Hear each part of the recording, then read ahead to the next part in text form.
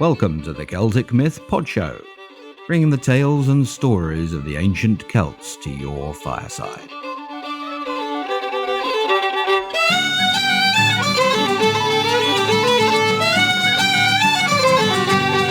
Episode 48, The Cauldron of Rebirth.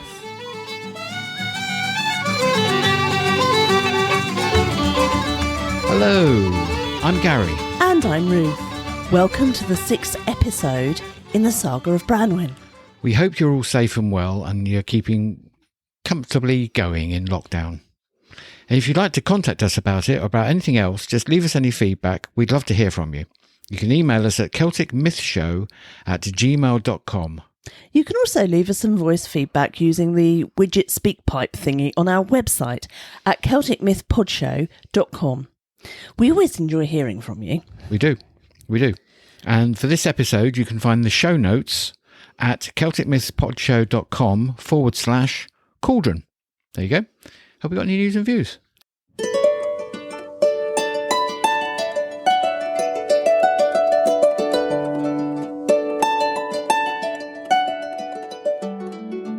Well, funny you should say that.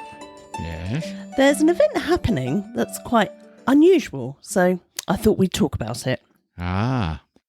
There are thousands of people, including the Druid and Pagan community, on the longest day of the year who normally gather to watch the sunrise behind the Heelstone at Stonehenge. But this year, Stonehenge will be closed for the summer solstice. So in a historic event, English Heritage will live stream the sunrise on June the 21st, Midsummer's Day, for the first time ever. So everyone can join in and with thousands of people and watch across the world. That'll be interesting. The sunrise at Stonehenge will be live streamed bright and early at 4:54 UK time on Sunday morning on June 21st on English Heritage's social media sites. However, I think the live stream is likely to start earlier, so keep an eye on those social media pages. Yeah, they'll probably want to talk about it or something first, won't they? I would have thought so, and give people chance to get up and set up and whatever they're going to watch. 4:54 a.m. is very early in the morning. 4:50. Yes, 50. Yeah, it's so early I can't even say it. But yes, it is. So I imagine the live stream will start a bit earlier, so it's worth keeping an eye on their social media pages to find out. If you're not familiar with Stonehenge or you've never been there, then have a look at a virtual tour of all the stones that the English Heritage Stonehenge website are offering. It's really fascinating. Not only that, but you can also see a virtual skyscape, which shows you how the night sky aligns with the stones. You'll find all the links to these things in the show notes at celticmythpodshow.com/Cauldron. Sounds brilliant, doesn't it? Does. Right, now let's make a start on our story by reminding ourselves of the last episode. Okay, sounds good. You there! Yes, my lord, Efnisian. Tell me, who owns these fine steeds? They belong to Mathalok, High King of Fair Erin. The land of Erin herself has been mutilated and humiliated by this cowardly act. I am sure the insult was deliberate. Such an act of extreme violence. But I don't understand. If it's war they crave, why would they give me the hand of their fairest maiden? Branwen knew that if she could not calm her husband down, bring his sense of outrage and righteous indignation back down to a level, then there would be war between the two islands, and that she could not bear. We have come from the High King, Bran, my lord. He wishes to know why you've left his court and what you're planning to do now. By the gods, I will tell you true. Sirs, if I had known that what would happen when we stepped onto these shores, I would never have come. I've been thoroughly insulted. In all of our histories and all of our tales, no king and no land has ever been more insulted than I have. Lord, my fine horses have all been mutilated and a great insult has been done to me, and the island of Erin.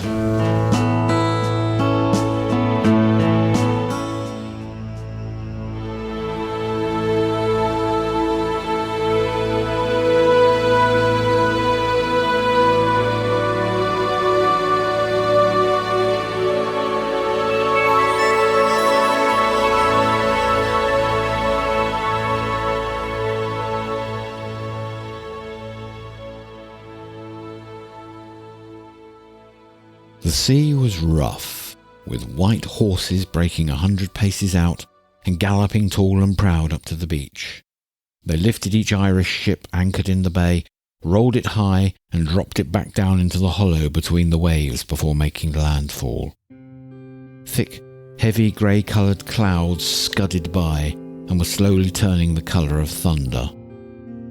The light rain had just begun to fall, and Manawydan and his party rode up to the Irish fleet and asked to parley with the Irish king Matholwch. The Irish set chairs up on the strand in a wide circle, and when once all were seated, the Irish king made his entrance and sat on his finely carved chair in front of the assembly with his arms folded across his chest, clutching his cloak around him. Manawydan brought the offer of the Welsh king, Bran, to Matholwch. He spoke to the king gently and in a kindly manner, holding out the hand of friendship to him. Lord, our king Bran the Blessed recognises the great wrong done to you. He offers a silver rod as thick as your little finger and as tall as yourself, as well as a gold plate as broad as your face. Yes?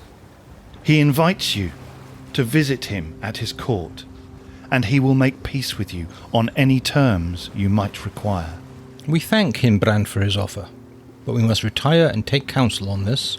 All the nobles stood, and the Irish retired to Matholwch's flagship, leaving Manawydan and his small group of warriors and nobles to pack up their gear and return to the court of Bran. The High King would not be pleased there had not been an immediate answer, but honour demanded that they let the Irish take their time and hold their council. It is a good offer for an honour price, but I think it is not grand enough for the honour of all Erin. What say you nobles all? The humiliation is great, my lord. I say that blood calls for blood. We should go to war. On the other hand, being tied in peace to the Island of the Mighty, as we already are after your marriage to the Lady Branwen, will bring much profit and excellent trading. Yes, the trade would be good, but we have suffered a terrible shaming from the act of this black-hearted brother of Bran's. The honour price the High King is offering us is in truth high. But is it enough? It is high enough for your shame only, my lord, but what of the shame of the whole of Erin? But if we refuse the offer, the bards will sing songs of the shame forever because we will not have accepted the offered atonement. That is true. That is true. Let us not forget that Bran has offered to replace all our fine horses, so he is recognising the insult done to the breast of our fair land. He is acknowledging the slight to the sovereignty of Erin, my lord. There is no way in the sight of all the gods that the insult was intentional. The court of Bran would not allow such a heinous deed. I suppose that is true. Then let us return to the court of Bran in peace, my lords. Agreed. Let us depart for the court at once. The vermilion afternoon sun dominated the sky as it sank towards the western horizon. Tent flaps and cloaks billowed with a sudden swift breeze, and the air was filled with the scent of the evening feast as it was brought up to the long tables. The tents and pavilions had been set up to reflect the status of the children of Llŷr and the Irish guests, just as they had been on that fateful day when Branwen had become betrothed to the King of the Emerald Isle. They all sat around a fine linen cloth that had been laid over the long table.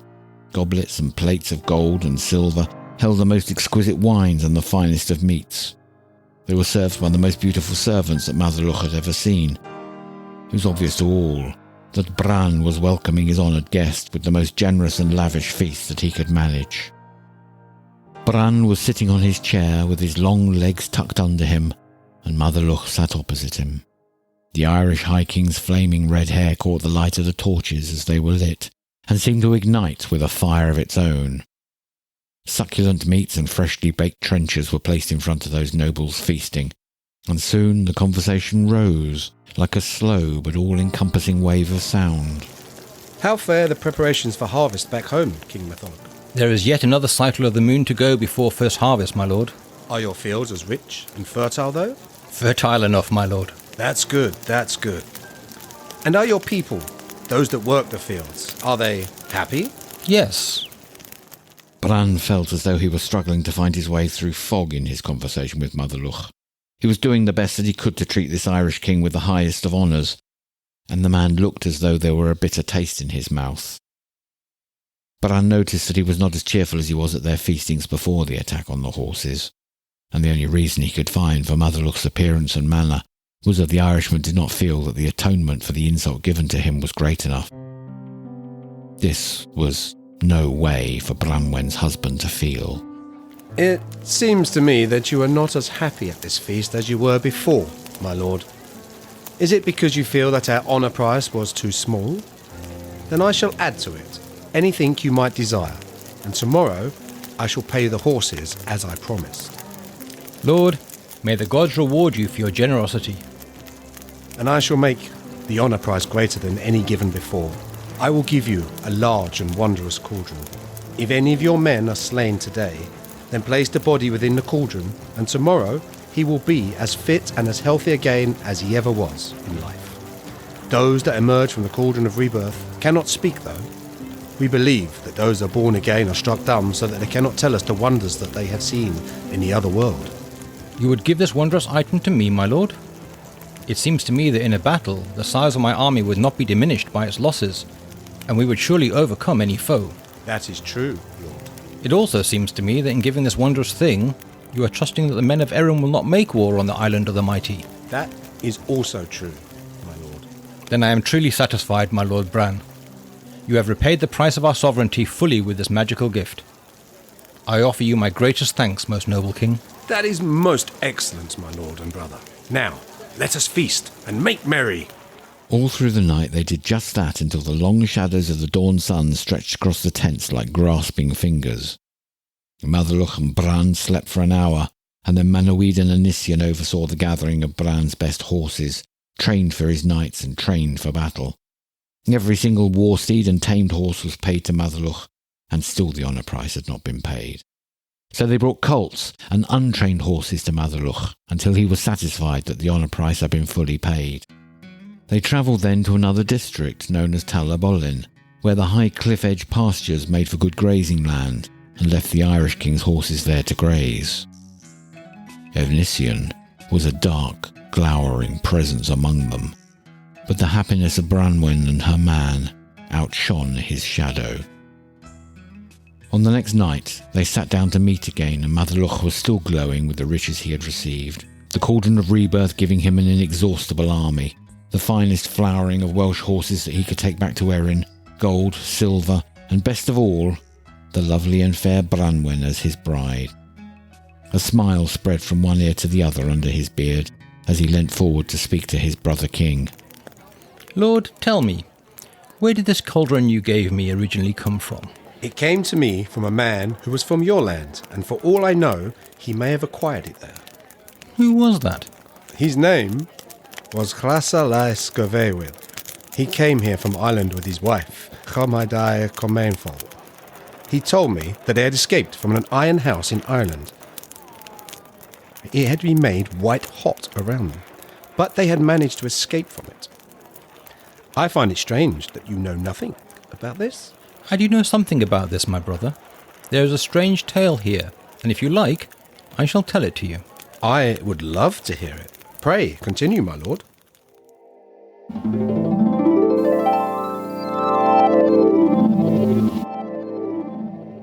One fine lunar day, many moons earlier, the young Irish High King Matherloch had been hunting in the realm of one of the kings who paid him homage. As he rode, he decided to climb a mound near the Lake of the Abyss to take his ease before returning to the celebrations. The same lake was said to be bottomless. It was later known as the Lake of the Cauldron, and the reason for that name will become clear. As he rested and drank of the finest mead, the waters of the lake began to churn, and the wash upon the shoreline became foamy. Matherloch watched the ripples spread out from a point on the lake's surface. The head of a large man broke the surface and started to move towards the shore. He was tall, fair to look upon with strawberry blonde hair, and most noticeably, a huge cauldron slung across his back. Although he was a large, muscular man, his body was scarred with the legends of 1,000 battles, and the gleam in his eye spoke of the evils he had committed. Matherloch was as brave as any warrior born should be, but he felt watchful as the giant of a man approached him, watchful and ready for battle. Another head broke the surface of the water behind him, and the king saw that a woman, even taller and twice as big as the water-born warrior, started to splash out of the water towards him. They strode purposefully through the water and approached the Irish king, giving him fair greeting. Matholwch responded in kind. How goes it with you, Thlasar of the Lake? I will tell you how it goes with us, Lord. Do you see she who accompanies me? After a month and a fortnight, my wife will become pregnant again, and after another month and a fortnight, she'll give birth to a fully armoured fighting man. And so it goes on every month and a fortnight. So why have you sought me out, sir? For our part, my Lord King, we seek a place to dwell, and in return the warriors born of Cumedai Camainvocht will enter your service and fight for you. Matholwch thought about this strange offer, and his mind kept coming back to warriors as fierce and steady in battle as Thlasar himself. It seemed to him that to strengthen his fighting force with such ferocity was a worthy goal, and he made a grant of land to Thlasar and his kin. So for his part he took them in and maintained them. For a year there were no problems, but after that the events that occurred were a constant source of shame to the Irish High King. Only 4 months later they had caused themselves to be hated and unwelcome throughout the land by committing insults and pestering and injuring the noblemen and women. At the end of the year, Matholwch's people came to him with their complaints. They told him to part with them, and they gave the king a choice. Either get rid of this disruptive and evil folk who were so much like the Fomori of old, or lose his kingship and his country. So the king asked Thlasar and his people to depart, but they would not go. They said the king had granted them the land, and they were keeping their end of the bargain in any wars that he had called upon them. These cruel people would not leave of their own free will, and Matholwch could not best them with force of arms, so the king felt he was forced to go to his council in search of advice. The council came up with a terrible solution to the problem. They forged a huge house from iron that had been blessed by the gods, and then the Irish court summoned all the smiths of Erin, including any who were in possession of tongs and a hammer, and they piled charcoal and coal up the walls as high as the roof of the house. The tricky part of their plan was getting Thlasar, Cumedai and their children into the huge house, and this they did by offering to celebrate their warlike achievements in a magical house built for heroes. So they came and entered the house, laughing and joking the while. They were served food and mead until they became loud and raucous with the drink. When the Irish were certain that the folk in the house were intoxicated, the doors were bolted shut, and the smiths began to light a fire in the charcoal and the coals around its walls. Each man of them brought bellows to each side of the house, and they made the fire blaze white hot, like the heat of a smith's forge. As the walls of the great house turned a cherry red, Thlasar and his folk quietened down and held a council in the middle of the floor, as far away from the walls as they could sit. Matholwch and his men could not hear the details of their plan, but when the panels of the iron house became white hot, Thlasar charged at a panel with his shoulder, and because of its great heat it shattered. He and his wife Cumedai ran through the flames, now roaring up past the roof. None of their children made it out of the conflagration, and the evil pair escaped into the darkness of the night with their cauldron.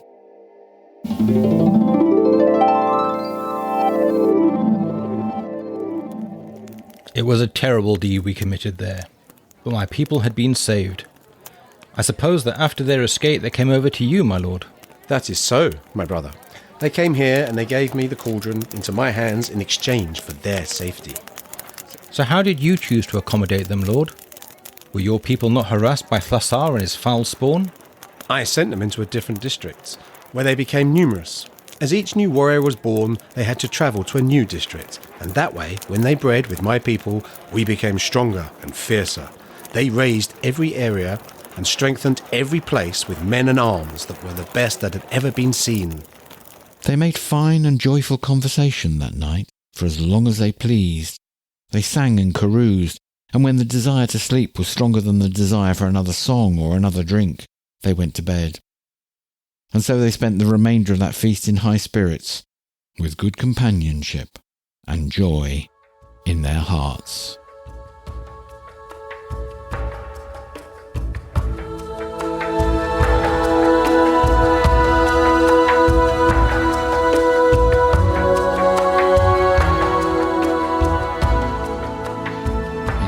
last episode, Branwen goes to Ireland with her new husband, and her new bed of roses reveals a few sharp thorns.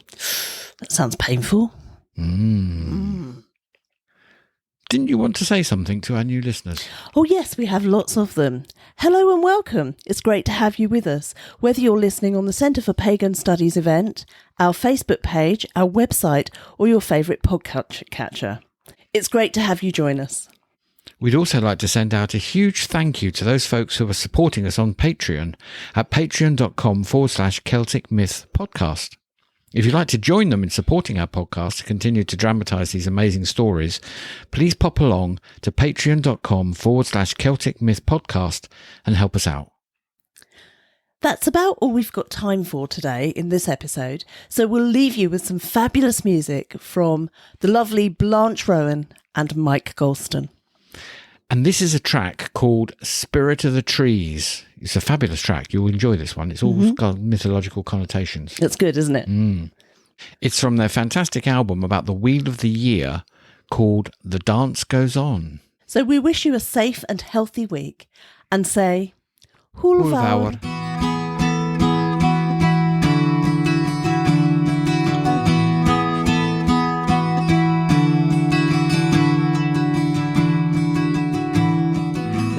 Is a fair maid, the youngest of trees. Through green leaves and branches the wind did do blow. She tosses her hair and she'll dance on the breeze. Down in the greenwood they grow. The yew is an old man, all twisted with age. Through green leaves and branches the wind did do blow. In stone circle and churchyard he is wise man and sage. Down in the greenwood they grow. A sweet blushing bride is the hawthorn in May. Through green leaves and branches the wind did do blow.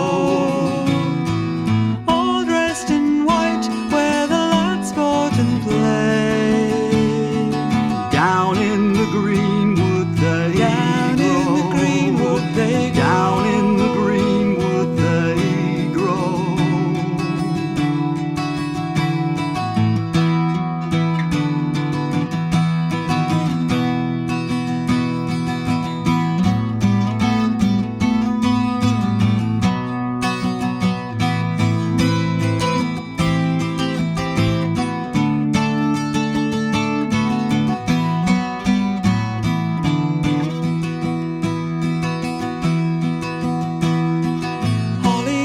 Brave knight with prickle sharp sword. Through green leaves and branches the wind did do blow. Red blood he has shed both for forest and lord. Down in the greenwood they grow.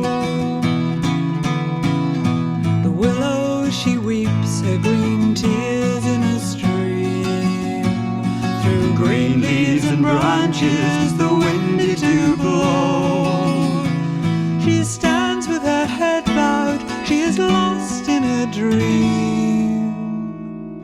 Down in the greenwood they grow. The mystical elders, the witch of the wood. Through green leaves and branches the wind did do blow. Healing flowers and berries, her magic is good. Down in the greenwood they grow.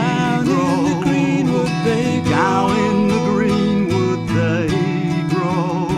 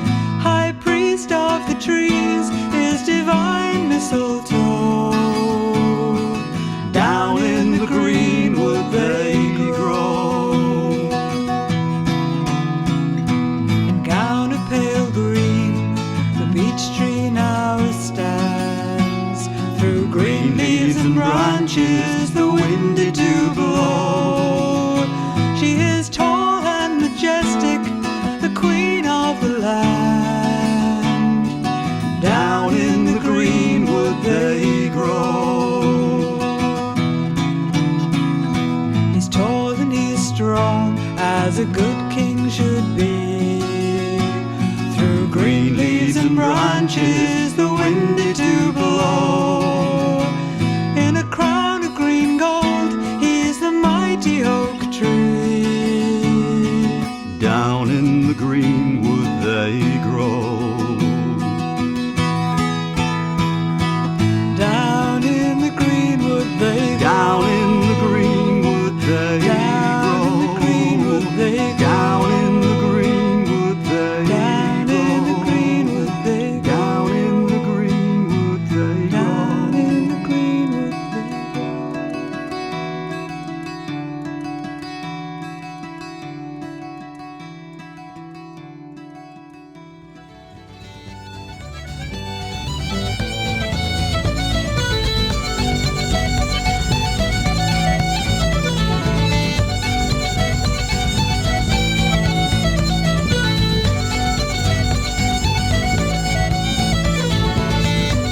You have been listening to the Celtic Myth Pod Show.